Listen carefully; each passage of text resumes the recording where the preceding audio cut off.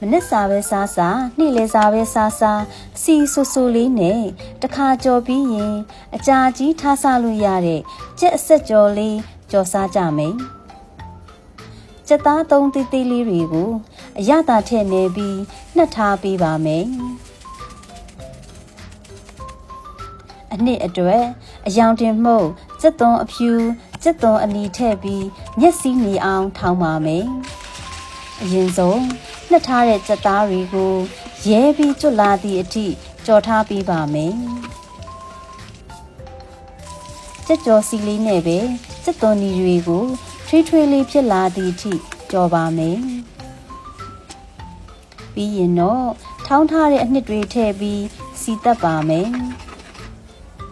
ငမြာကြီးအချိုမှုတ်အကြမ်းဖက်အနှဲငယ်ထည့်ပြီးမှွေပေးပါမယ်နောက်ဆုံးမှာတော့ကြော်ထားတဲ့ကြက်သားလေးတွေထည့်ပြီးအနှဲငယ်ကြားမှွေပြီးရင်တော့အရသာရှိပြီးထမင်းစားကောင်းစီမဲ့ဟင်းတစ်ခွက်ဖြစ်တဲ့ကြက်အဆက်ကြော်လေးရရှိပါပြီရှင်